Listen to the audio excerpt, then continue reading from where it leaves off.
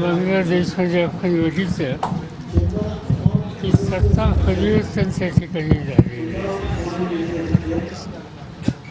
आणि सत्ता देशांच्या विरुद्ध तिथं तरुण पिढीने उठाव केला.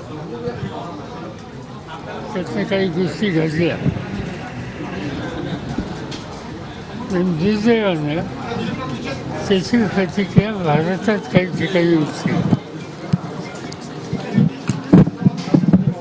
ही प्रामुख्यानं बांगलादेशच्या वावरावर पश्चिम बंगाल वगैरे ही राज्य आहेत तिथं ती स्थिती थोडी अधिक गंभीर होती. पण तिथं काही घडलं त्याचं फळा महाराष्ट्रात होती असं कधी वाटलं नव्हतं. त्याचं मी खोलात जाऊ इच्छित नाही. पण आजच्या परिस्थितीमध्ये समाजाच्या सगळ्या थरामध्ये एक वाक्यता आणि सामंजस्य त्याची अतिशय गरज आहे. आणि म्हणून जे काही घडलं काही ठिकाणी महाराष्ट्रात ते राज्याच्या समाजाच्या हिताचे आहे. आज शांततेची गरज आहे आणि ती शांतता प्रस्थापित करायची असेल की समाजकारण राजकारण या सगळ्या क्षेत्राच्या लोकांनी संयमाचा पुरस्कार करावा आणि शांतता कशी राहील याबद्दलची खबरदारी घ्यावी एवढंच मी आज बोलू इच्छितो. शासनाचं धोरण शासनाची कारवाई गृह खात्याची जबाबदारी त्यांची कारवाई याचं भाष्य करता येईल.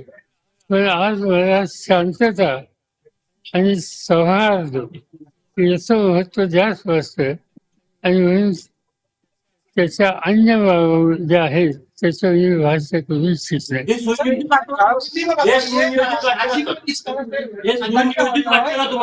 प्रकार सुरू आहे तो सुनियोजित असं वाटतं का तुम्हाला? असं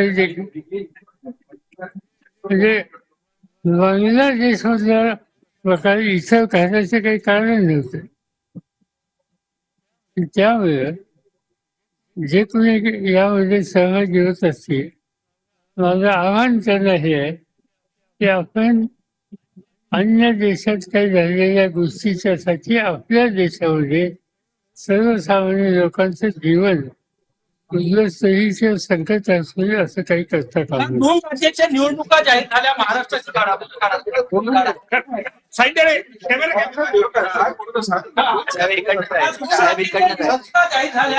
महाराष्ट्राची झाली नाही. काल देशाच्या प्रधानमंत्र्यांनी लाल किल्ल्यावर भाषण देत असताना सर्व देशाच्या निवडणुका एका वेळी व्हाव्यात, सर्व देशाच्या निवडणुका एका वेळी व्हाव्यात या प्रकारची भूमिका मांडली आणि ती भूमिका मांडून 12 तास नाही गेले तर आपल्याला ऐकायला मिळतंय की जम्मू काश्मीरची निवडणूक जाहीर झाली, हरियाणाची झाली, झारखंड आणि महाराष्ट्राची झाली नाही. सर्व देशात एका वेळी निवडणुका घ्यायचं धोरण प्रधानमंत्री मांडत असताना महाराष्ट्राच्या निवडणुकीच्या संबंधी त्यांचा हा निर्णय एक प्रकारचा विरोधाभास आहे.